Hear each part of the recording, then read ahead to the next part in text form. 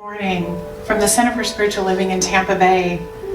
I'm Reverend Laine Morgan, the senior minister and spiritual leader of this beautiful community, and I welcome you here to our virtual celebration this morning. Thank you for joining us. If you're on Facebook Live watching this morning, good morning from wherever you are.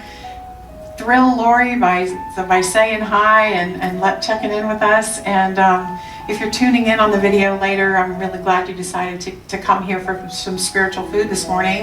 And I hope to meet you in person at some point when all of this social distancing has lifted. And what I want to truly remind you of this morning is that life is good. No matter how many things change, on the surface, they may change, but deep within, underneath all of it, God remains constant. Spiritual presence is always there, and it's divinely intelligent and loving. And today is no exception. So I'm going to open this morning with an affirmative prayer. I'll share my lesson, and then at the end, we'll do the community announcements. So wherever you are this morning, wherever you are in your home, I just invite you to let everything go that happened before this moment and just come together with me in affirmative prayer. I'll speak these words in first person, and I invite you to just hear them for yourself. So if you're comfortable closing your eyes, just join with me in this knowing. What I know this morning, and what I know every morning, is that God is. God is the eternal, intelligent power that expresses as the entire life that we are living. It is the universal love, the most powerful peace. It is that transcendent joy that is available to us in every moment. And I know this power is present in this particular time, in this particular circumstance, in this particular room. Because it is everywhere present. I know it is in the room of wherever you may be seated this morning. So drink that in. I drink that in and remember that I am always connected to that. Every breath I take infuses me with divine spirit. Every thought I think is accessing the one mind of all possibility. And so I know this morning is good. I know that this morning is uplifting and inspiring. I know that this morning is a new beginning, a new day. And it is a holy day because it is whole and complete just as it is. And so I really stand in that knowing for a peaceful day, a joyful day, and an inspired day. And I give great thanks for this opportunity to pray with everyone this morning. I give thanks for those in the room that support me with technology and love and kindness. I'm thankful for this community that will soon be back together again, but is always together in the truth of oneness. Those are my thanks this morning. And I thank each one for joining with me in it. We can let it go and know that it is so. Because the law always does its thing. It's forever working on our behalf. So I release and call it good. And you can join with me in saying, and so it is. Amen. Amen. So as we are in isolation, one of the things I miss so much is the ability to freely talk to others over dinner and in social situations. See, I love a good story. And when no one's around to talk to very much, I miss sharing stories. Stories are how we write our lives. And I miss them right now. So one of the most fascinating questions to ask anyone for me is, where were you on September 11th, 2001? Everyone has a story about that particular day in history, and most of us have told that story so many times over the last 19 years, so it flows out pretty quickly and easily. So let me share mine. On that particular fall day, I had just moved to Seattle just the week before from Atlanta. We had flown out there, and we were waiting for our furniture and our cars to be shipped. They were coming across the country from our former home of Atlanta. My daughter, Kelsey, at the time was 6, and I was supposed to start my new job on Monday, September 10th, but our furniture delivery had gotten delayed by a few days. So I called my new boss, and I'm like, do you mind if I start on Tuesday, because I could get us a little bit more settled in the house before starting this big position, because, you know, that Monday, if I could get his approval on that Monday, Kelsey would be in school and I would have the day to really unpack. And so that's what I did on that Monday. And when I woke up Tuesday and ready to get ready for my first day of work, I was on the West Coast. Since everything was happening so early on the East Coast, a friend of mine who lived in New York called with the news of the airplanes, and my newly built home didn't have cable yet, and we lived down a hill, so there was no television reception at all, and zero, and it wouldn't be installed for 6 more weeks actually. So I got a little bit of news on the radio that morning as I drove into work, and some people didn't even go to work that day, but because it was my first day, I mean, I felt like I had to go, and I was now the manager of like 42 people, and they were expecting to meet me that day. So a good number of the team did come in because there was that expectation that this was a big day for our team. And as they kind of trickled in, my very first decision as a manager was to actually send them back home to their families, because we were going to close the building and take a break, right? So I'd have to meet them on another day. And I went back home. After they all left, I went back home. But I still hadn't seen any of the images of that morning, anything that happened that day. And since nearly all the businesses were closed, Kelsey and I went to this local bar that happened to be open. And you don't typically take a 6-year-old child to a bar, but that was the only place I could find that had a television. So they let me kind of walk quickly through the bar out to the outdoor area, so she could sit on the porch and I could go in and see the TV and see what was happening. And as it would turn out, that was the only substantial television coverage that I saw of that day for about 6 weeks. And I had no friends. I didn't know anybody out there, so I couldn't even bum some TV time, and they were all focused on their families anyway, and they didn't think about the fact that I was, there by myself. And so for whatever holy purpose, I was sheltered from the brunt of that emotional and mental impact of that very life-changing day. And I knew that everyone seemed to be traumatized by the things they had heard and seen, but I was really, really protected from that. It wasn't till like a year later that I got to see the full detail of the story. And looking back, I feel extremely blessed by the confluence of events that protected me from that almost universal experience that day. And by the time I kind of joined into the news flow, the stories had shifted from the horror of it to the good hero kind of stories on television. And so a few years ago, I went to the 9/11 Museum in New York City, and I finally grasped the personal inner experience of that day. So that's my story. Pretty much the same way I tell the story every time I'm asked. I felt protected by spirit, and I was allowed to start my new life in Seattle without the trauma of 9/11 wanting me to just kind of run back to my safety and my life back in Atlanta. And I felt blessed at the time when the world was feeling kind of anything but blessed, right? That's my story. And our stories reveal so much about us. They reveal our hopes and our fears and our limitations and our sense of possibility. And I think my story about 9/11 reveals that sense of protection that I know from the divine. But it also reveals my feeling of isolation from the world. That's a big part of that story. And think of the stories we tell. We all have the story of the family of origin.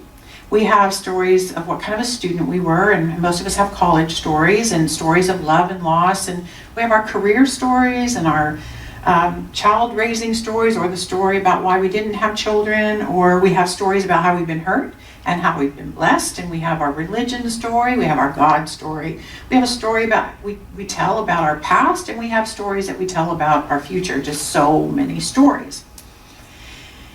And we know that in the truth of the spiritual perspective, we are standing in a universe of infinite potential, just unlimited possibilities, right? But do you know what determines our experience of potential and possibilities? You guessed it, our stories. Our stories have shaped us. And as we continue to tell these same stories over and over again, they hold us in place as we affirm our experiences repetitively with our spoken word. We choose the stories that we tell. See, we each have a zillion memories, but the ones that last and stick are the ones we talk about and the ones we share with others. We tell the stories that had emotional impact on us. We tell the stories about the defining moments of our lives, don't we? But guess who decides which moments define us? We do. We do. You know, if you're like me, you tell the story about the unusual challenges typically, instead of the routine victories. So, for example, one of the comments that I just made to a friend the other day was, the only C I ever made in college was in softball. And I say that because I'm one of the only lesbians on the planet that doesn't exceed at softball. You know, I didn't point out that my chosen activity in college was swimming and that I was actually quite good at that. I chose to tell my limiting story about my experience as an athlete. And guess what? I still don't play softball very well. I probably never will. My words have held that truth in place for decades. Now, I don't think that my life is going to be very negatively impacted by never becoming a good softball player. But what if the only stories I told were about, let's say, my breakups in relationships instead of the lovely years of marriage that I have enjoyed? What if I spoke of my body's scars and challenges rather than the overall health that I cherish? What if I told stories about the times I got disappointed at work instead of the honors that I've celebrated in my career? What if I talked about my family's limitations and wounding memories rather than share the good times that we seem to eke out along the way? Do you see how our stories impact us? Here's the truth. If our words are our prayers, we are basically outlining to Spirit what we want more of. The feelings we speak of as we tell our stories will, by law, keep showing up in our experiences because we have basically prayed to have more of them. Think about that.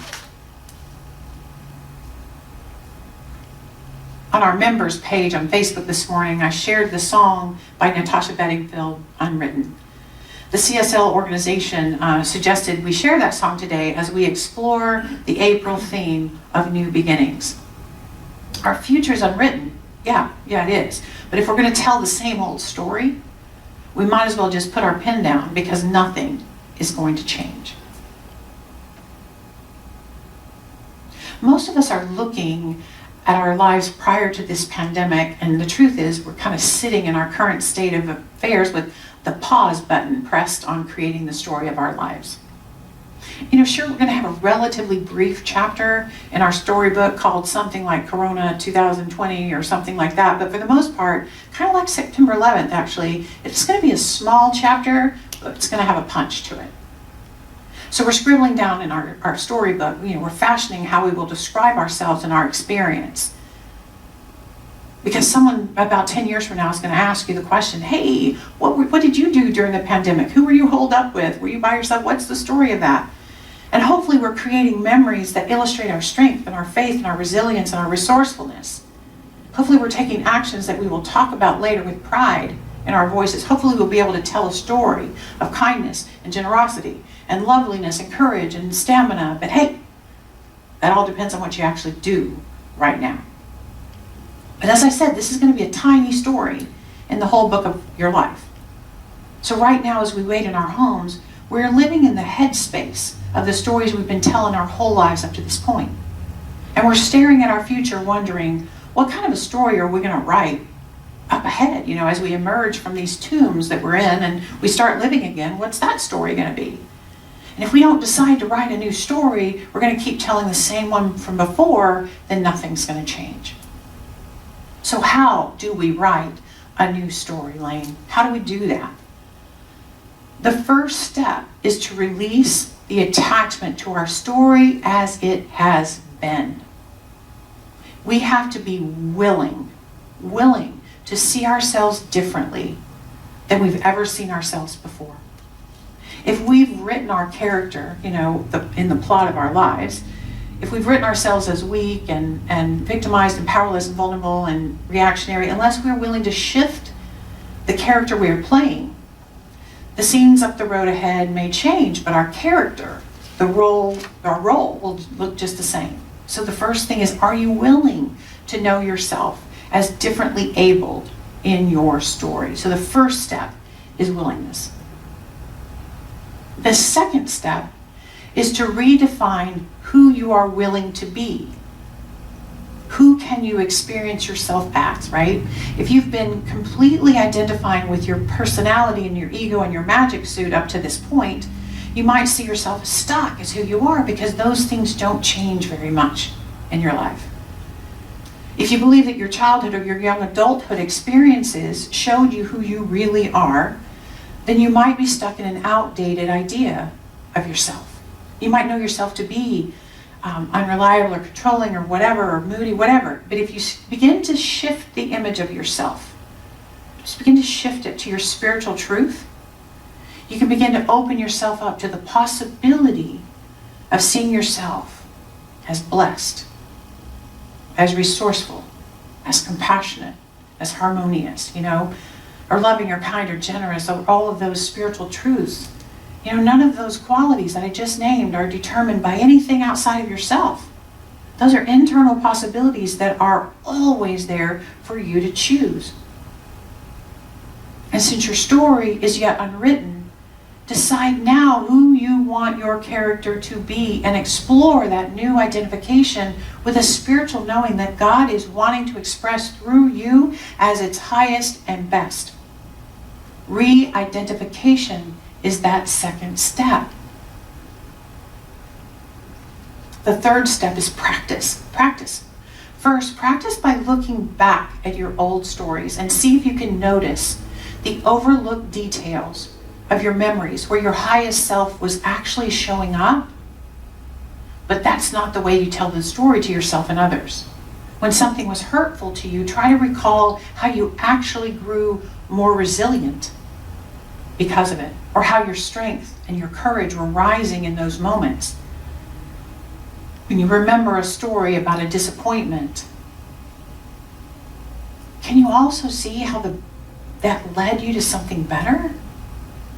Do you have more intention or guidance, now that you've gone through that you never thought to include when you were in the situation, when you talked about it?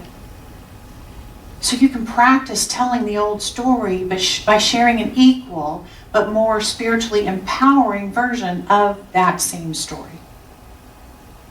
So even looking backward, you can rewrite your stories and talk about them better. So let me give you another example. So I've shared many times that my father was kind of a rageaholic. He was a rageaholic. And that there were times in my home where I was fearful. And then before I ever identified as a spiritual being, my stories about him were from a victim standpoint, quite frankly. I could get a lot of attention and sympathy, yeah. But I was disempowered and looking at things from a limited perspective. But when I started rewriting my story, I began to describe my father as the whole person I knew he was. And the spiritual truth is that human lives are complicated, that hurt people. Even when they love you deeply, hurt people. So I began to talk about how I grew out of that early environment. And I grew out of it strong and independent and resourceful and forgiving and compassionate, even toward my father, before he died when I was 19. See, this equally true version of the story keeps me empowered and spiritually centered. And that's what I mean by rewriting an old story. Sometimes to illustrate a point, I will give more painful details about my life, but I make sure I try to stay out of victim mentality in my rewriting and my retelling of that story. I share this example to let you know that rewriting is a part of everyone's journey towards spiritual strength. So practice this as the third step and allow yourself to talk yourself out of the past and allow yourself to change. And another thing I want to remind you about rewriting stories is to realize that none of your stories are finished yet. You are still alive. You know, I was watching the comedian Hannah Gadsby's Netflix special called Nanette. And she reminds the audience that a joke has two parts, a setup and then the punchline. But a story has three parts, a beginning, a middle, and an end. So if you're telling a story for impact or for a laugh for that matter, you just kind of leave everything in the middle without resolving it. But if you're telling your story to reveal yourself and heal yourself, you write it and you tell it all the way to a resolution. The invitation is to remember that if you haven't reached the resolution in a situation or a story, then you are truly stuck in the middle of your story. Healing and self-empowerment in any story happens at the end. To quote Hannah herself, she says, "You learn from the part of the story you focus on." You learn from the part of the story you focus on. Don't focus on the middle. Don't focus on the middle where nothing's resolved. Focus and learn from the resolved end of the story, where you learned what you were here to learn, where you experienced the full resolution of whatever that was. You know, if you are not at the end of any story from your past. In the movie, The Best Exotic Marigold Hotel, the line goes something like this: "In the end, everything will be okay. If it's not okay, it's not the end." Rewrite the end of your stories. And the fourth step is to consciously pick up the pen and the blank page of your life and begin to write your now story with the awareness of who you really are. Describe your days right now as spiritually truthful as you possibly can. Be aware of your God qualities shining through your day. How are you loving? How are you choosing to be peaceful?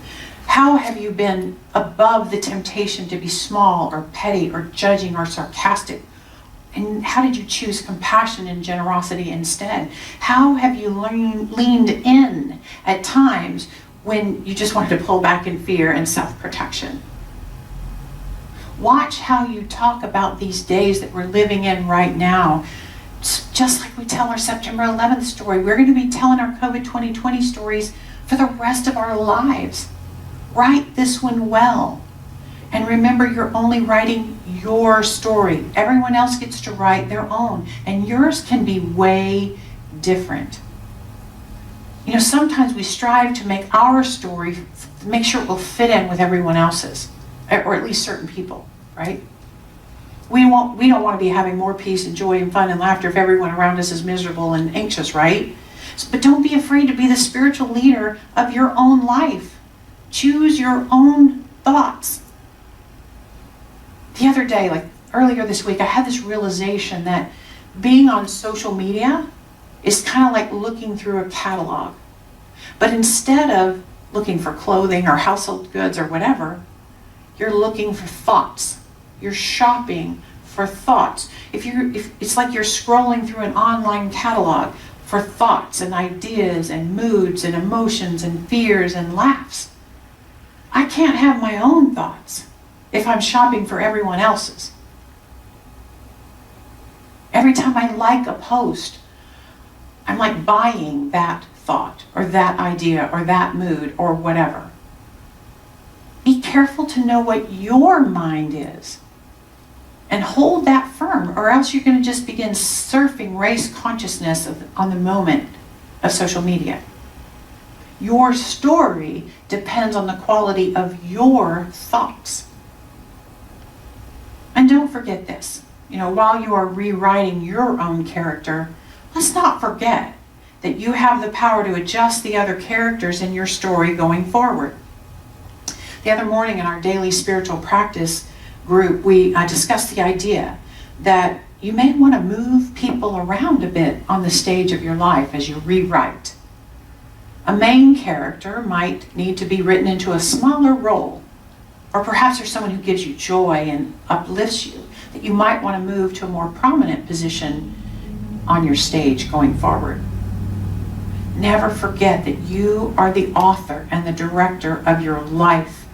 You get to decide who goes where and how much time they get on your stage and what role they are allowed to play.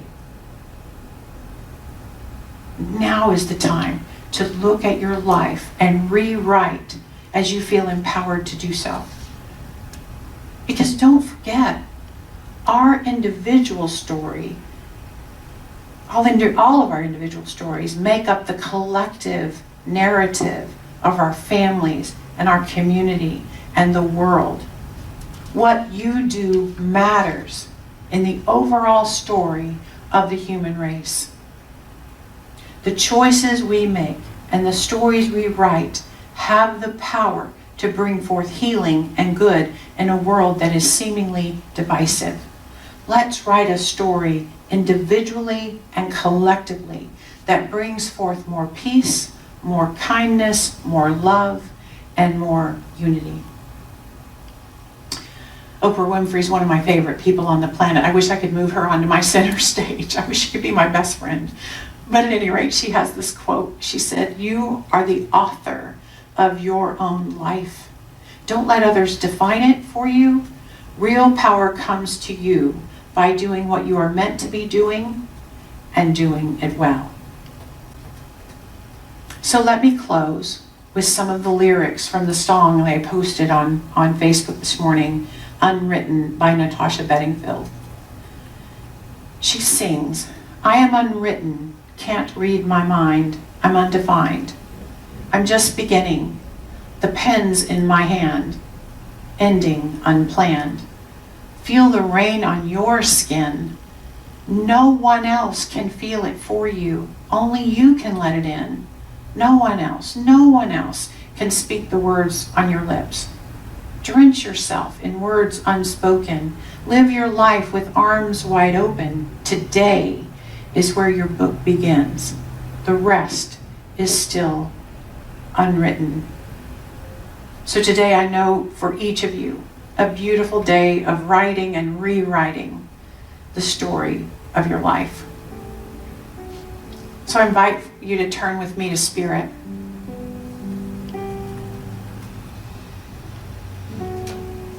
With the pen in my hand, I invite Spirit to guide me and guide each one listening to this in the writing and rewriting of their stories. I know for each story, great love, deep peace, bright light, transcendent joy, powerful courage, unwavering strength and faith, unquestionable health and vitality,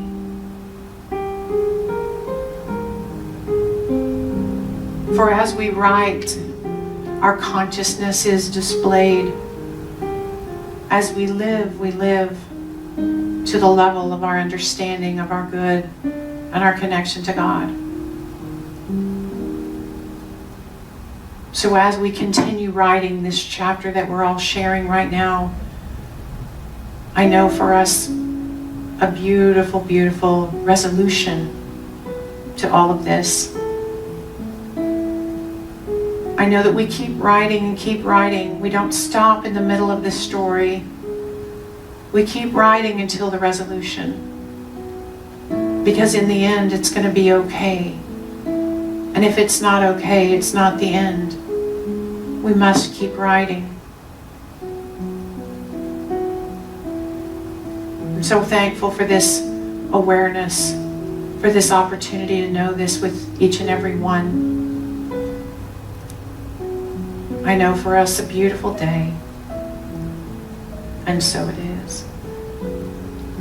And so it is. Thank you so much for joining us. I hope that this lesson was something to think about and guide you as you figure out how to get through the rest of this experience. Before you sign off, I do want to say thank you again. I say it every week. Thank you, thank you, thank you for your support of this community. We're doing fine, and with your generosity, we'll continue to do fine. And so if you consider yourself a part of this community or you receive spiritual food here, the board and I invite you to support us with your contributions and just help us stay financially strong until we wait as we come back together. Lori's going to add the text tithe donate button thingy in the comments to make it easy. Visit our website or whatever. Thank you, thank you, thank you. So no matter how long our current situation lasts, we're going to be providing ways to be together virtually. And the links to all these virtual things can be found on our members only Facebook page, in our newsletter. You can send a message to the website if you need the links. I still am hosting the daily spiritual practice called A Sacred Cup on Zoom at 9 a.m. daily. We do prayer, we do a reading, a little affirmation stuff, and meditation, and then we actually get to kind of fling open the Sacred Cup Cafe in our minds, and we sit and we have our coffee and we chat just a little bit, as long as anybody can stay. You're welcome to get on for 5 minutes, you're welcome to hop right back off, but think about coming together. These mornings have kind of grown solid and beautiful over the last couple of weeks, so if you haven't tried it yet, come get centered with us and start your day off in a positive way. And then we have Wednesday nights, and the Wednesday night gatherings are just so good, so good. We meet on Zoom at 7 on Wednesday nights, and I say it's the unclassiest class you've ever taken. If you're a member of our community and you have not joined us yet, please be with us on Wednesday, because those who are attending are experiencing a deepening of community in such unexpected ways. You know, our discussion of Easter last week was just amazing, and we personally talked through our reactions and thoughts about the Easter story, and it was so cool. Anyway, try to be with us on Wednesday. I also want you to know that the board and I will be discussing when and how to reopen CSL Tampa Bay when it's time. We assure you that we will put in place some measures to help everyone follow whatever guidelines that support our physical and emotional health, and you will be the first to know when we decide what we do next. And I keep getting questions like, when are we thinking we don't know when we're going to come back together, but when we do know, I will let you know. Finally, as I said last week, if you're struggling with the technology of Zoom or any of this, just send me a message. I can set up an individual Zoom meeting with you. We can try to figure it out, and I'm not an expert, and if I can't figure it out, I can bring in someone who does, but I want you to feel a part of the community if you can. So as I said earlier, thank you to my technical team here with me this morning, and to all of you for making the Center for Spiritual Living Tampa Bay the loving spiritual home that it is. I will see you online. I love you. Have a great day.